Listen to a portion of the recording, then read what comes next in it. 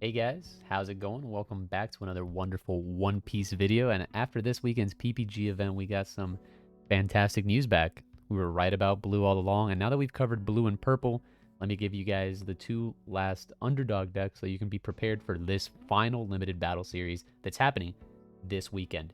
Without further ado, this is a list that was piloted. This was the highest placing red list, and let's try to dissect it and understand why. So this was piloted by a player by the name of Quentin. Congratulations to him, piloting red to the highest possible potential. Even though red, in my opinion, is very difficult in a best of one scenario, if you're running hot, as they say, um, this can have a lot of success. There's a lot of very powerful cards in this deck, and the only issue is if you're not able to, if you want to play red and you weren't able to get your hands on the promo cards, this deck, no matter what version of red you're playing, you're gonna need 4 of the promo Luffy. This card is absolutely insane, almost one of the best cards in your deck, hands down. So let's start by the card by card. We have our leader, fantastic, one of the best aggressive leaders that we have so far. I'm very excited to see how he does in the future with the drop of the first set. Then we have our one cost blockers. As we've learned, one cost blockers are insane. What makes Law the best blocker, though, is the fact that it is recyclable. Unfortunately, Chopper isn't, but Chopper does work, man. A one drop blocker, they're just too much. Like, nullifying a 7k attack, nullifying an 8k attack, these things provide so much pressure. Nami. Nami being one of the best one drops in the game. Obviously, it's your best turn one play as it facilitates your hero power. It makes it so that you basically have 2 character cards on the board and makes it so that cards like Sanji, Monkey D. Luffy promo, your Rush Luffy, all of your Rush cards get to immediately get played once you have one Nami on board. It's a fantastic turn 1 play, and I love this card. Amazing. Like, you want to search for this as much as you can. And then we have Karoo. Um, not a big fan of the one drop 3Ks, but I did see a lot of people playing one drop 3K in a best of one format. You do not want to lose the board. Once you start losing board and tempo, you almost certainly lose the game. The only deck that can get around that is green, as every other deck needs character cards on the board in order to facilitate multiple points of damage. With red, your goal is to try to get your opponent to zero life, and then try to finish it off with cards that are unblockable and most certainly have too much DP for your opponent to handle, and you overwhelm them with possible Diablo Jumbo or the medium Monkey D. Luffy. So, Karoo allows you to fight for board control, and a 3k body, as much as it sounds weak, in a deck like this where you have Nami and your hero as well as cards like Brook, these cards can swing at a relatively consistent 6k. The way I'm seeing it, a lot of people and the people that are finishing in higher places, the playstyle that they embody is they start swinging at you with 5k, and they just 5k you, 5k you, 5k you consistently, which baits out interaction. It either burns a life, it removes cards from your hand, or starts dealing with the board. 5k is a very important threshold, and the fact that we have our hero that allows us to put one that has been spent, we are basically investing one more Dawn into the Karoo in order to make him a valuable threat. Is that good enough? Maybe. By my testing and I will give you guys my suggestions on the red deck and what I would do to change at the end of this video. I didn't enjoy Karoo too much, but just seeing the way that it has performed in multiple decks, these so-called one drops are a little bit more valuable than I originally gave them credit for. And then we'll talk about Brook. He's your 2k counter, and it has an on-play effect that allows you to put 2 of your spent Dawn under a character. You don't want to be dropping this card as much as you can, but sometimes, unfortunately, by the way that your hand ends up being, you're flooded with Brooks and you have to start putting bodies on the board. And he is offensive as he is defensive. Once again, the 3k body stat line in this type of deck kind of makes sense. It's very valuable, and I can see you can't play anything less than 4, but like I said, you want to try to hold this card in your hand as much as possible unless you are forced to play it. And we got Sanji. So red doesn't have a lot of combo cards, right? Let's talk about the fact that you have to be playing 4 of the 5-drop Monkey and 4 of the 6-drop Monkey D. Luffy. So once you have those cards, we're already removing 8 cards with combo potential in our deck, as well as the Jet Pistol, Diablo Jumbo. There's a lot of very little combo power in our deck, and Sanji, Quinton decided to max him out to 4. And my reasoning behind it is because he was afraid of the blue matchup. What is the best card in red versus blue? It has to be Sanji. Sanji makes it so that it's a valuable threat, a 4k body line, similar to the Jinbeis. If they don't have an early card like Jinbei, Weevil, Sentomaru, they have a very difficult time dealing with this guy. And if you just protect him and make sure to get a couple lives in, he definitely adds a lot of early aggression. Sanji more than Zoro, more than Jinbei, even though it's a non-combo card of the weenies, is potentially more threatening because of the fact that even though he is not as mana efficient, he is a rush card. If you're able to stick a Nami and they have to bounce a Sanji, then you're completely fine with it. And I can see why they went about going and playing 4 Sanjis in their list, as it makes their blue matchup slightly better, even though it is still, in my opinion, unfavored for the red player.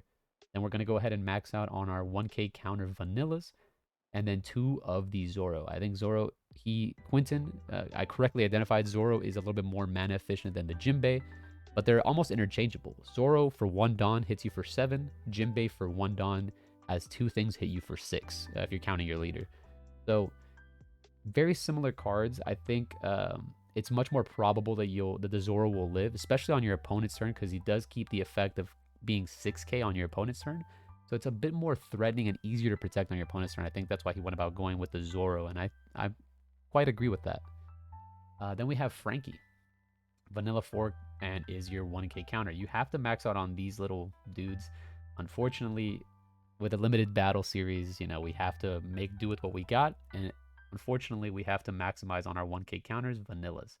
Then we have one of the best cards in the game. This 5-drop Luffy is insane. 6k stat line with rush blank, and then his effect is if you have 2 Dawn under him, he becomes unblockable. Sometimes you just run this guy out for 5. If you have a Nami on board, right, you can make him an 8 unblockable, swinging you for 5, but most of the time, rush 6 is more than enough, and then you can go ahead and pump up your leader, and you're just chucking 6, 7 on 5. That's a lot. Usually a game where you curve out Nami into a Zoro, into a 5-drop Luffy, into a 6-drop Luffy, you're most likely winning those games. It's very similar to Purple's Stage King Kaido, but the amount of aggression you put out with these 3 cards is almost impossible to deal with, and the amount of pressure that your opponent has to kind of mitigate has to be done with a mixture of blockers and combo cards that are event. So they have to have either a combination of Blast Breath, a Love Beams, and if they're Love Beaming and they're holding cards and they're not dealing with the board, so they also have to have removal. I know I'm going really into it, but basically, Red always wants to go first as it is an aggro deck, and it has some of the best cards on the odd slots. You have the best 1-drop, fighting with Bonnie, but with one of the best 1-drops. Then you have arguably top 3-drops, the best 5-drop, and then the best 6-drop. So if you are able to curve that out, you're in a very commanding position. You can keep combo power in hand and just go ham on your opponent. Then we have, like I said, 4 of the promo Luffy. This guy is a 7k blank. The only card that really deals with this in terms of removal, besides like Flamingo, and if you Flamingo this, you're fine. Sobbles, you're fine. You just get to rush it again. You have Brachio Bomber and Big Kaido, and that's it. And if they're Brachio Bombering this, it feels really bad, but Brachio Bomber has fell more and more out of favor. So therefore, I feel like this card lives more often than not. He's a very good card. 7k without Dawn commitment is fantastic, as your opponent is going to have to respond either with blockers or cards in hand to be able to mitigate this damage that this card does, or burn a life. This is exactly what you want. For the turn that he comes out, 9k. 9k is exactly where you want it to be because that is an event spell plus a card. So it almost most certainly burns a life, deals with a minion, hard to kill. With a guard point up, if you keep one up, this goes to 10 off the back. Fantastic card. Then obviously one of the best counters in the game, we have here guard point at 4. Diablo Jumbo at 2 just to close out the game. You don't want it at 3 because it can get a little cloggy. And 4 of almost the best removal in the game, Jet Pistol. This card in life is fantastic. In hand, it's fantastic, but it's basically a blocker destroyer. That's what you kind of want it for. I see that the blue Crocodile, the 5-drop Crocodile, has fallen more and more out of favor. So therefore, this card basically kills very specific cards. It kills Queen, it kills Centaumaru. That's about it. And anytime you need to kill a blocker to go for damage, this card gets you there. It gets you tempo. Fantastic. So that's the end of the deck profile that Quentin went ahead and piloted. So I'm going to go ahead and just talk about the changes that I would make. I think I can agree with keeping the Karus.